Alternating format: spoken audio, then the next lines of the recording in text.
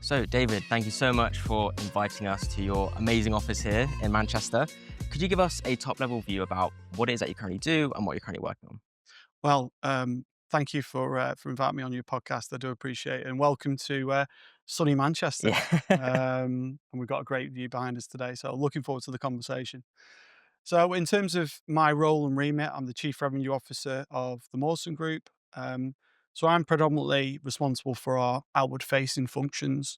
So that's sales, marketing, commercial, and what have you. And we're currently working with global organisations across the world, just helping them in terms of their projects that they're working on, whether it's simple or complex, and finding them the right people, talent, skills, training, etc., etc. Amazing, amazing. So, I'd love to go back to the start of your career, right, in your journey. So, why did you get into this role and what did that look like? And what's the story there?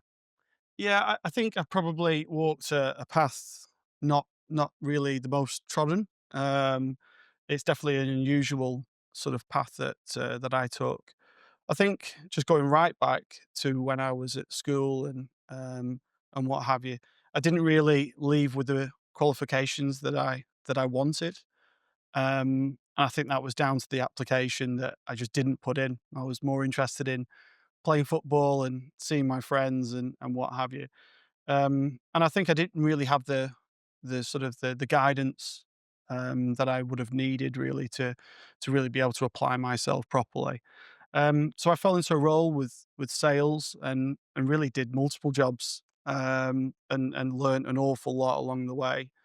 Um, and I think it was only really until I went to work for my brother-in-law who really taught me how to view a business in its entirety, not just focusing on the problem that was right in front of my eyes, but Mm, actually how did that problem come to pass and what were the ramifications of that problem if we didn't fix the problem itself.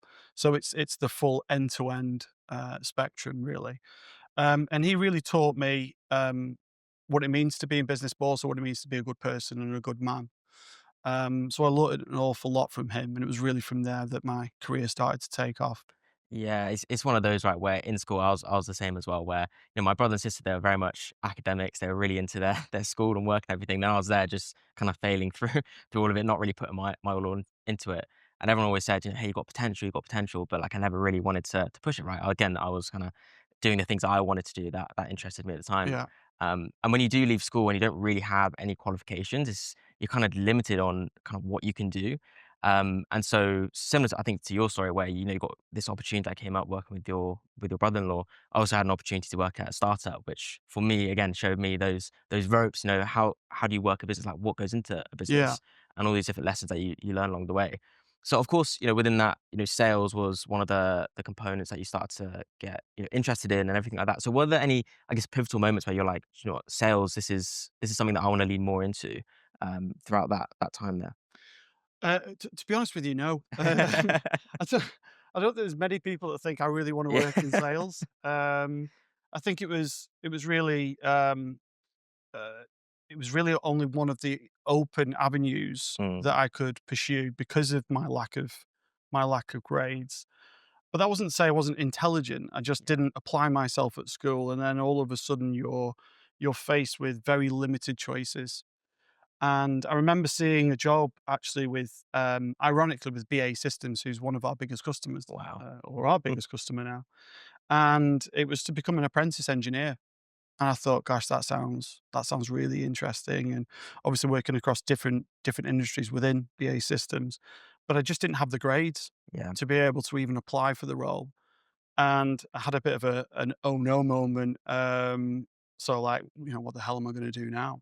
Yeah. So, because sales typically you don't really need to have any qualifications, you don't really need to have any sort of steeped experience in any particular subject matter. You can get in there, you can go in at the ground level, and you can work your way up. So I really did fall into it. Yeah. But there's so many different versions of sales. Mm, You've got your cold calling, you've got your account management, your client management, etc.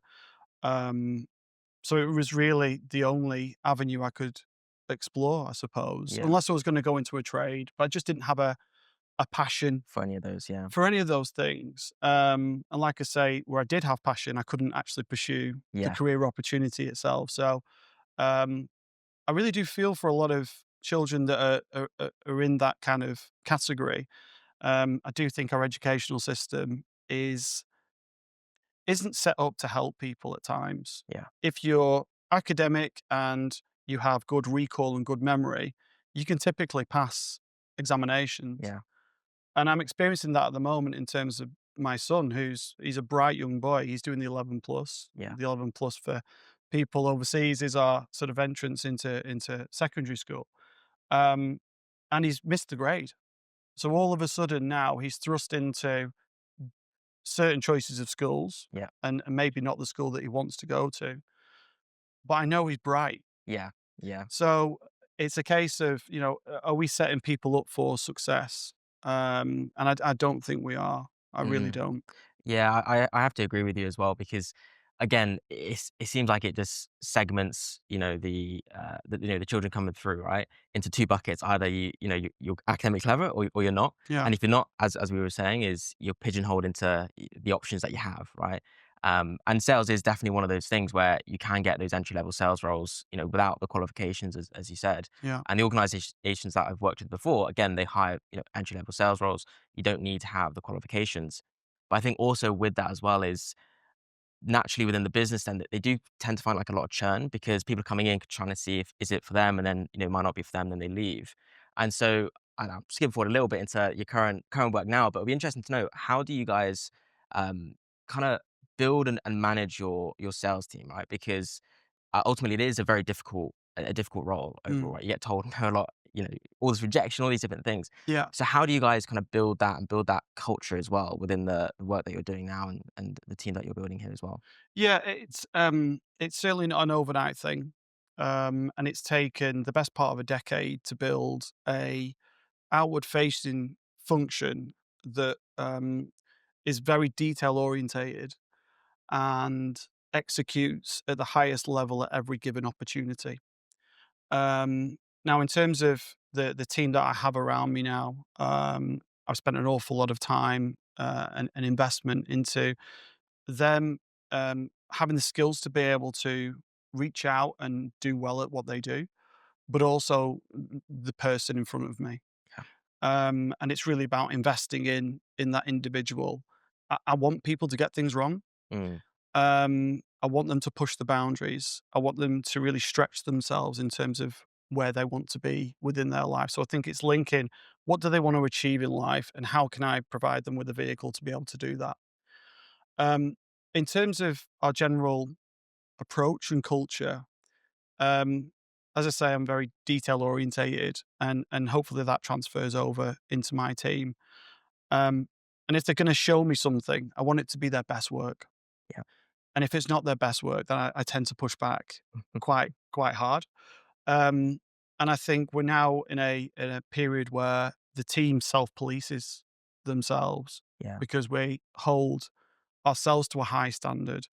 They hold each other to a high standard, and that self policing aspect is incredibly powerful when you're in a team environment. Um, and I'm really proud of what they've achieved and what we've achieved collectively. I want them to do well in life. I want them to earn good money, but I also want to recognise their achievements, and that's really important. And I think in sales, there's lots of different interpretations of Sure. what a career path looks like, um, and what um, and what we should do from a management style perspective. This is just my interpretation, and I didn't come into a startup. It had decades of growth and expertise. It was really how do we accentuate the positives? How do we go out to new markets? How do we introduce ourselves? What is our go to market proposition? And then when we're in front of a customer, we ask the questions. We never assume. Yeah. We add value at every single stage. And I think that's why, we went from turning over 450 million to what we are today, which is 1.5 billion turnover. Wow. Wow. So incredible growth, right? And just zooming back onto the sales team and the culture that you built there, it seems like initially you create that roadmap. So like, hey, here's your goals and here's how we're gonna get to that point. And I think that's really important, right? Because if someone's just trying out a new career or, whatever it's gonna be, is they need to see how this is gonna link to then the end goal that they might have. And I think when you create that roadmap, it creates so much clarity, and in a way motivation, right, to keep pushing, in that role itself. So it seemed like that's what you guys do at the initial kind of stages of it Yeah. when building these teams out. Um, and then also as well with the clients that you work with and the business that you work with, of course, these are huge companies and like enterprises and everything. So I'd love to get your take on how do you manage the sales process specifically? Because of course, these like multi-year sales processes, these deals are Hmm. huge. Um, and so like how does that work from a sales point of view? Because whenever I've worked within a company and like managed or spoke to their sales teams, it's always a case of, they're trying to hit their pipeline for this month and, all these Yeah. different things. But if it's a multi-year deal, like how does that then add into keeping the team motivated and on track to kind of push those deals through if it is on this huge kind of time horizon? Yeah, I think there's two parts to your question there. I think that the first part is around simplifying the message. I think just generally we've got, not we, but sort of the UK business landscape has a bad habit of overcomplicating things. And I'm a big believer in keeping the message fairly simple. So if we look at one of the sectors we work in, whether it's defense or infrastructure or energy, whatever it may be, I want the salesperson and the sales team to fundamentally understand the market. What is our total addressable market? What is our position within that market? And then what is our likely route to success? I'm kind of not bothered about the pipeline element, which Yeah. sounds completely contradictory. I'm more interested in the activity levels. Mm, Because I know if the activity levels are strong and we are putting the right information in front of the right stakeholder at the right time, and we execute well, and we can get in front of that customer 6 times, 7 times, 8 times, 9 times out of 10, we'll do very well. So I'm ultimately looking to ensure that I'm trying to eliminate the chances of us not converting. yeah. So by having that strong activity work ethic and approach and getting in front of customers and being quite old fashioned about it, Yeah. I can eliminate the chances of not having the outcomes or at least the opportunities at the end of the pipeline, if you like. Right. Yeah. And at any one time, I want my team to have at least 10 late stage opportunities. Okay. Now, some of those opportunities may have been in the pipeline for 2 or 3 years. Yeah. One of the deals that I closed took 7 years, which probably reflects badly on me in terms of my ability to close. But sometimes the customer just doesn't see the need. Mm, Um, and you've got to stay with them and stay on that journey with them. And it's not always about having one stakeholder. You've got to be able to engage at multiple stages, whether it's procurement or it's talent or it's HR or it's an engineering director, whatever it may be. You've got to be able to sit in front of those stakeholders and really learn and understand. I think in terms of the second part of your question with the sales process, um, we're trying to provide meaningful information to our clients. Some clients are very open about what they want, and they're very clear-eyed about that.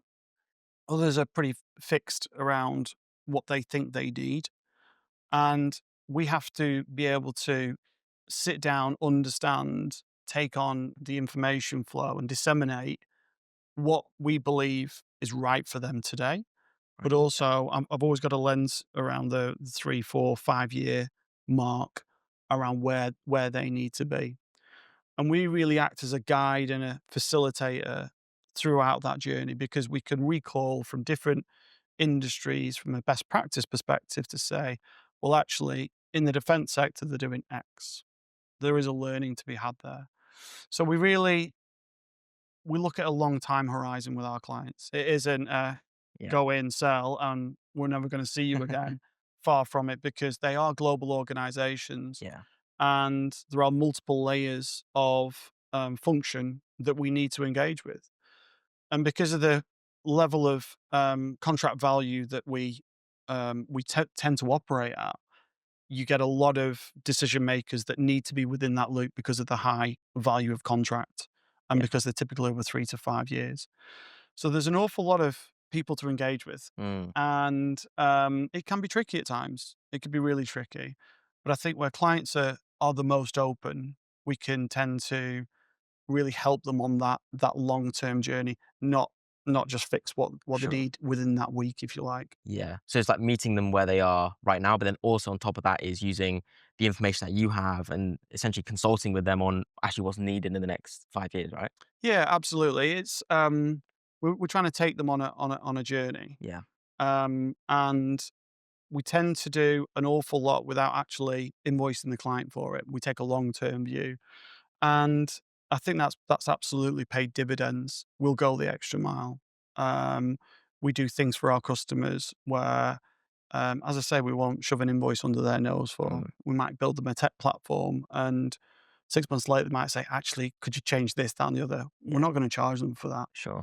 So we're taking that long term view, and as I say, it's definitely helped us grow and build on that growth Yeah. from a baseline perspective.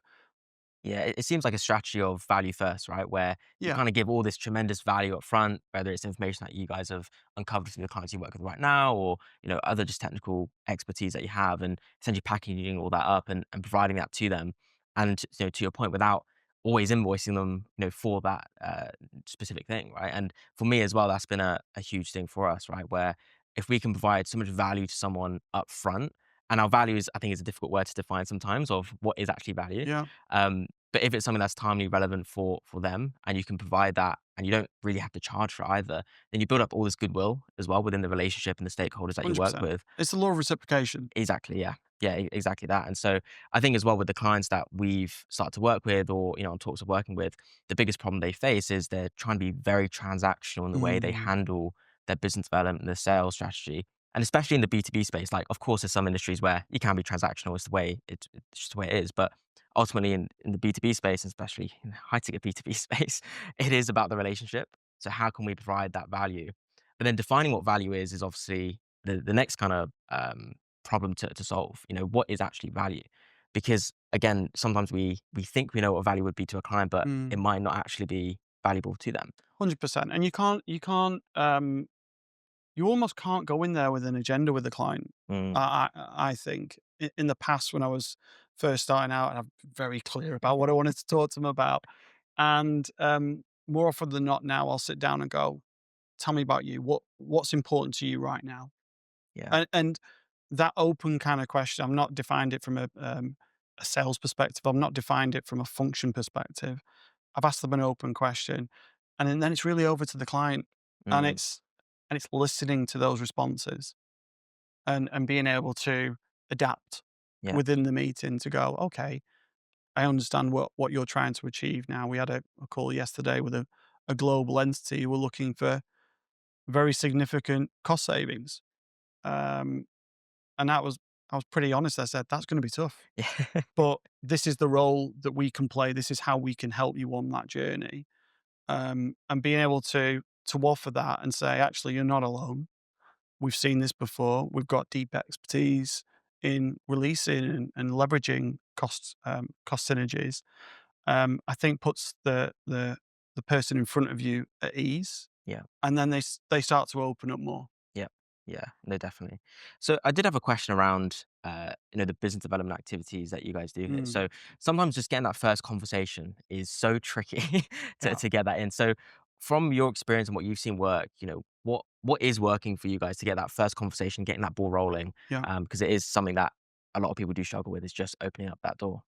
yeah. I think I'll point you back at the comment I made around the total addressable market. Mm, So before any of our salespeople are going to approach a market, let's say it's energy or infrastructure, whatever it may be, I don't just want us to go blindly out with a pizza style flyer, a menu of options. yeah. And you can tell when it's a cold email. Yeah. I get them all the time. And if we're going to approach a client, we need to approach the likely stakeholder. And we have a very good handle on who our decision makers are at client, but they could look different from from client to client. So we need to typically identify who's the main decision maker from a HR perspective, a talent perspective, a sector perspective, like an engineering director, and procurement as well. Procurement tend to hold the purse strings for a lot of these big global organizations. But then that's great. You've mapped the market and you've mapped the client that you're looking to approach. What happens next? So I think providing meaningful information to that end stakeholder has helped us to unlock new clients, different sectors, because I'm not going out with this sort of flyer approach. Yeah. Um, I think the other element is consistency. We never give up. And I think in a lot of cases with clients, there's 4 or 5 typical outcomes. They ignore you. They say, it's not me, it's someone else. They say, we're working with someone else, as in a competitor.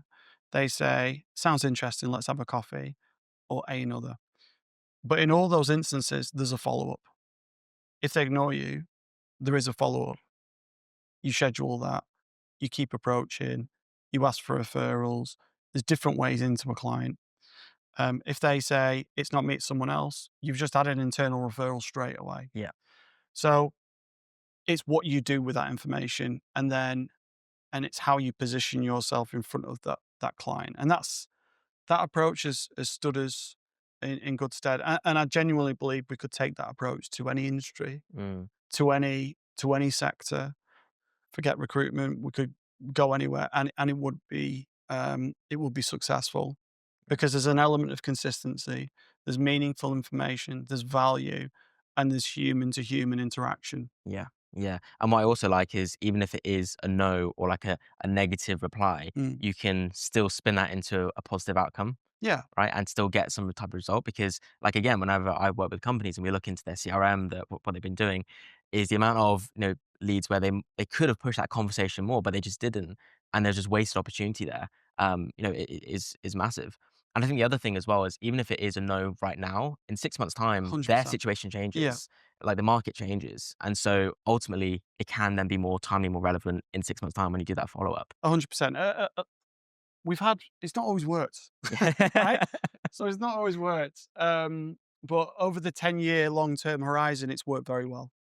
And you you can see the salespeople who have the tenacity to think outside the it's an overused phrase, but it's true. They're outside of the box. Okay, they've said no to that, but does that mean that they're not gonna be interested, like you say, in 6 months' time? Or is there another angle here that we can utilize to get their attention? And, you know, these clients who have the purse strings and, they have a lot of responsibility. So it's not just about, "We can find you people," et cetera, et cetera. It's how can we help them solve their total talent problems and Yeah. their productivity problems? And like I say, from a responsibility standpoint, they need to be compliant. Mm. And we take an awful lot away from them. We do the heavy lifting when it comes to that compliance aspect, which is huge, especially in the UK from a tax perspective. We're engaging with, 18,000 contractors at any one time. And there's a multitude of different ways that you can operate as a contractor, whether it's through PAYE or through a personal services company or any other sort of mean. So we're there to provide that sort of level of assurity and barrier when there's legislation in place, or indeed there's legislation that's going to be changing. Yeah. So, and that's just one facet of why we should be having a conversation. Sure. And as you say, it might be no, or it might be not yet. It might be 6 months. And to the point I made earlier around the client that took 7 years, it was because we never gave up. Um, we kept engaging. We worked different stakeholders. We presented them with innovation. We took them through a workshop on tax, and it took time, but we knew in our hearts that we were the right solution for them. And we've been trading with them since 2020. It's now a global agreement, and they've just extended for another 5 years. Wow. So Yeah. that's not an unusual sort of flight path for our customers. We give that value, we open the door, we never give up, and then we keep moving forward from there. Yeah, definitely. I'd love to move into the staffing and recruitment industry specifically. So, of course, there's a lot of recruiters out there. We always get the TMs with recruiters, Yeah, saying, we've got an opportunity and things like that as well. yeah. Um, to you, like, what are some of the biggest challenges I'd say in the recruitment and staffing industry that you foresee over the next 5 years, right? With the rise of AI, technology, all these different things coming into play, what do you think is going to be changing, and what challenges do you think in the recruiting side of things that they're gonna start seeing? It's a very open It question. is. It's a good question. It's a really challenging time at the moment. I think just generally in the economy. You touched on AI there. I think AI will have a profound effect globally, both good and bad, um, which we can probably touch on in a bit more detail. But from a recruitment sector perspective, um, there's an awful lot of different recruitment agencies and individuals out there in the market, and there's no defined accepted practice Right. Yeah.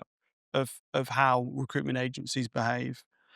And I see a myriad of people who are working in their bedrooms by themselves and are bloody good at what they do because they've worked in an agency and they've decided to work for themselves and they become a sector level expert actually and they provide an awful lot of value.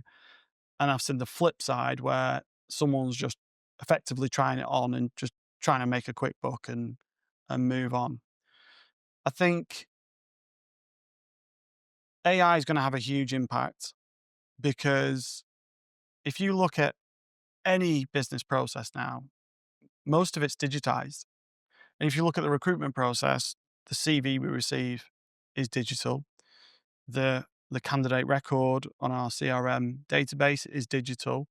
The way we pay them is digital. So that's that has real implications from an AI perspective in terms of processing and being able to digest huge amounts of data. Now, what we can't do is lose that human element of being in front of customers that we've talked quite a bit on, but also for our candidates as well. There's no way that we'll go to a just completely AI centric approach. Um, I want that human to human interaction. Yeah. That's going to be super important. Um, and the way clients procure agencies differs. Some go, actually, it's a problem, you deal with it, and it's fully outsourced. Some are somewhere in between, and some are absolutely, we're not using agencies. We're not, they No are, agencies. yeah, no agencies. But I think agencies can provide tremendous value from a number of standpoints, really, whether it is that compliance aspect, whether it is intelligence from a talent perspective. We've worked with major clients who've had real headaches working on, national infrastructure projects, and we've helped them to take talent from different sectors, retrain them, and Mm, deploy them into said sector that they're currently working in. Now, would the client have been able to solve that without using ourselves? Sometimes you're just too close to the trees sure. and in the woods to be able to do that. So I think there are some fantastic operators out there, and there's respected competition without question. Um, so I think agencies will be around for some time yet. People working in their bedrooms will be around for some time yet. But I think the AI, I'm going to say opportunity is really interesting. Yeah, yeah, for sure. And it's quite interesting. I actually worked in a recruitment agency, a couple of years back, and in there I was like building out their go-to-market playbook, their strategies, building with like Clay.com, like all these new tools and Yeah. everything. And something that I learned from them, and they're like an amazing agency, they work really well, is about the relationship angle and that aspect, right? Where relationships really do matter. The Mm. human element in your process really does matter.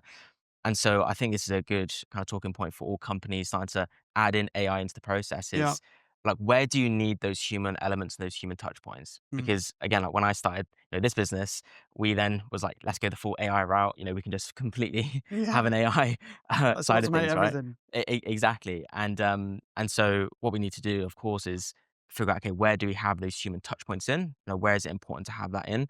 And make sure those are in there, right? Mm. Because again, especially in the work that we do, where relationships do matter, is you can't always outsource that to AI. No. But I think the interesting conversation is going to be in the kind of next few generations, because let's say the young generation coming through now, where they have been brought up with AI and all these things, they might be able to connect with AI on a much deeper level. So when you kind of look in the next kind of few decades, is that going to shift where actually they can connect and build relationships with that AI kind of presence, let's say. Mhm. And so I think that's going to be interesting on a Yeah. generation to generation basis and how that's going to change. But I do think for sure in the next kind of decade, 2 decades, etc., keeping some type of human element in is going to be quite important and be a differentiator as well. It's gonna be difficult, right? Because you mentioned, generations there, and I think that's gonna be pivotal. Yeah.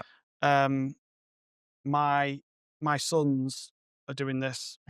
Their neck is at this angle, they're looking down, they're on an iPad, and the the, 10 and 7 respectively. But I think a lot of the younger generation coming through want to interface through this. Yeah.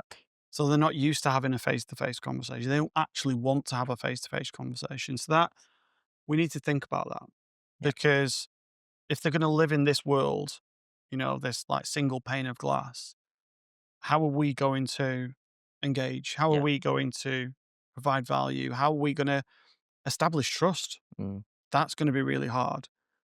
Um, I'm a strong believer in the fact that we're human beings, and there is a connection there that needs to be established and developed. Um, and I never want us to lose that. That is so important. yeah. But this is a challenge, this device thing. Yeah, yeah, for sure. And it's one of those, right? Like the art of conversation. It's something that you can't just like read about or anything like that. You have to go out and have conversations with people. Yeah, And what I always love about the podcast setting itself, like specifically, is that you can start a conversation with someone and you kind of end up in a completely different place. yeah, yeah. And it's really cool how that works. Whereas, let's say, for example, you're talking to ChatGPT or whatever, it's pretty kind of systematic in the way it is. You don't really kind of go off into these different angles. And so the art of conversation, I think, is something that it does need to stay, but how we then teach that to, our children and the next generation is gonna be definitely an interesting, learning experience, I guess, to go 100%. through. And even when we discussed doing this particular pod, you didn't share an agenda with me, and I'm glad you didn't. Do you know what I mean? Because Yeah. I wanted to just have a conversation and share my story and but interact. Yeah, That's really definitely. important. Yeah, no, for sure, for sure. Okay, brilliant. So AI, of Yeah, course, I wanna zoom into this because it's such a huge topic and yeah, so many things are going on right now. So I guess in your processes right now, like how are you guys starting to adopt AI into the day-to-day of working? And then it'll be interesting to see what the future, what that could look like as well. yeah. I think it was there was a science fiction writer I think called William Gibson, and his quote was, "The future's already here. It's just unevenly distributed." Mm, And um, you could really lean into AI. You could go all in, and there are different platforms out there where you can effectively automate an awful lot of your business. Is that the right thing to do? I'm not entirely sure. I think there's definitely a place for it. Um, but there's a balance to be struck here. Um, I think AI has some wonderful abilities. You can get information like that. You can get white papers in seconds. Um, but I think it could promote quite lazy behaviors mm, yeah, by the individual. And if you take away that critical thinking aspect that any human should have, we're going to be in a very different world in a few years time for sure. Just circling back to your question around how are we implementing AI? I think we've looked at that journey from finding a candidate, onboarding the candidate, making the candidate visible, all the way through to interview, placement, payment, etc., Yeah. etc. And without question, there are aspects of our process that AI has had a fantastic effect on.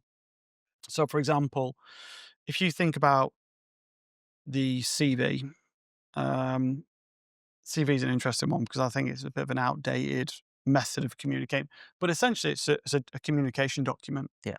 But there are huge different variances in how people communicate and their interpretation of what a CV is. So some send them on PDF, some send them in Word, some send them as plain text, Mm. would you believe? Emails. And that creates huge different silos of data. Now, being able to understand that different data sets in an ontology, in a universal way, so it's coherent, Yeah. is actually quite tricky. Mm. Um, but the AI partnership we've got with Palantir has enabled us to take those different data silos into an ecosystem that is visible, but also helps to really understand exactly what the job requirement is and who are the best candidates, and also give you a reason and rationale as to why they're the best. Right. Yeah. So that's been really interesting because in the past, you're relying on a human to read the CV and to go, they're a great fit for the role, and then pick up the phone, et cetera, et cetera. Now, the pick up the phone, speaking, and et cetera, absolutely still happens. But has it made our recruiters more efficient? For sure. Yeah. Because we're getting to the right quality candidates faster. It's helping pick out elements that maybe the human might have Mm. missed. Sure. Um, a big thing that you'll hear more and more is around bias. Yes. Yeah. And we work very, very hard with Palantir to ensure that, um, our matching was based on skills. Yeah. Objective, I guess. Correct. Yeah. It wasn't based on any personal information or anything like that. And we have an agent that's constantly running in the background to ensure that that's absolutely apparent and working. I then hear, well, AI is going to be biased. And I'm like, well, what about human beings? Yeah. Who's to say that they're not biased? Yeah. So I think I think it's really provided those efficiencies. Now, where we go next with it is going to be really really interesting, I should say. Um, but for now, it's definitely sped up the process. Yeah, yeah. I guess on a wider level, when we zoom out, what are some of the kind of AI developments that you're the most excited about? Not necessarily in the staff and recruitment space, but Yeah, just like generally speaking, because I think right now there's so many like interesting use cases popping up everywhere, right? I saw one recently, a startup that's going to help people build AI podcasts, right? And so, yeah, yeah. again, Going to put you out not of sure how I business. feel. Yeah, exactly. I'm not sure how I feel about it, No, but no, no. it's an interesting use case, right? And Yeah. so, what are some of the things that you're excited about and you foresee, coming up in the next few years? Um, Gosh, outside of sector, I'm generally interested in companies like Tesla. Controversial statement, but I think Elon Musk is the greatest innovator of our time. Yeah, What he's done with Tesla and SpaceX and Starlink is just, I think it's quite incredible, to be honest. Um, One of his companies is Neuralink, which yeah, is their brain interface. Um, but predominantly, I think the medical field will experience fantastic discoveries, mm, for sure. That's going to be the main area that I would personally watch. I think if you go to like the dark side, which is how can AI have an impact negatively? There was a white paper called AI 2027, which I think they created different scenarios. They went through a Monte Carlo type scenario, which yeah, they tested hundreds of thousands of potential outcomes, but it went down quite a negative path yeah, in respect of an AI technology was developed. The government in that location put their arms around it. Mm, And then it turned into a bit of an arms race. right. And the AI became sentient or turned into a super intelligence and then started to run the government. So it's quite a depressing sort of potential outcome. There was like a red outcome and a green outcome. Yeah. And the green outcome was let's talk, let's work together, let's make sure that there's um, guide rails around how we use AI and the deployment of AI from a global perspective, not US, China, etc. Um, so it's going to be a really interesting time. And just again, for the school leavers, I think I'll probably go into a trade Mm. because you've Yeah, got the rise of robotics yeah, and yeah, Optimus at Tesla and Boston Dynamics. Which if no one's watched the video from Boston Dynamics, do that. You see some crazy robot stuff. yeah. So robotics isn't far away. People go, oh yeah, robots, the Jetsons, all that kind of stuff. Don't think it's coming, but it is. Yeah, yeah. And that will again have profound impact in different markets, whether it's picking and packing for Amazon, let's Mm, say, or it's working on a construction site or whatever it may be. yeah. So there's going to be there's going to be some rapid rises here in areas that we're not probably even thinking about. Mm. Yeah, I think the robotics piece is something I'm very excited about, but it's going to be very interesting. So I had a podcast recently, and what the company does, they make the visual component for robotics, where what they do is that they're the producer of any type of robotics. When they need to have the visual input, they create that component for it. Mm, And he was saying that the interesting thing with robotics is that it's not just what we can see. They have many layers of depth on terms of like what's their input. So if it's thermal, if it's like sonar, if it's all these other types of visual mm, components, they can merge everything together into one mm, thing and have this kind of incredible visual prowess, let's say, yeah, about that, that technology. So when we start thinking of the use cases of that, right, on the warehouse floor, when we're thinking maybe even in our homes, like how does that all then kind of add together and where's it going to go, yeah. right? It's huge, and again, th- going back to Elon Musk, he talks about an era of plenty, Yeah, an abundant era where everything is done for us. yeah. But then, as human beings, like we need purpose. We need a reason to get up in the morning. And if we don't have that, I've seen it personally have like detrimental effects on people. Mm. Yeah, I hear that as well, and I agree. I'd love to move more into kind of your own development over the years and what you've been working on. So, obviously, during this time, you've kind of helped build and scale the company. You kind of helped win a lot of business, and of course, with that comes a lot of personal growth as well Yeah, and also balancing. So, for myself, got married back in April. So we're having this kind of conversation about how do I balance my work and yeah, relationship with my family. And I think it's very interesting when you are someone who wants to be very successful in what you do is how do you kind of balance all these things together? So I'd love to hear from you. How have you found the balancing act over the last few years as you've also been very focused on the work that you do as well? hard.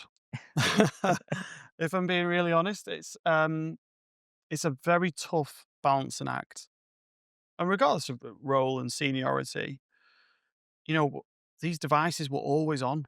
Mm, So in the past, you left work at 5 p.m., 6 p.m., whatever.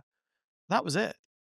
There was no emails coming in. yeah. You didn't have a mobile phone, you had a landline telephone, and if the landline telephone started to ring, you were like, "Someone's ringing." Some You might get one phone call a week kinda thing, it was an unusual. Whereas now, you're constantly on tap, and I think that constantly be on tap feeds into your flight or fight, mm, element of our chimp brain, if you like. yeah. So you're constantly on, and that's really hard. And something that I've, struggled with. Young family, we're expecting twin girls in any day now. I probably shouldn't be doing this podcast.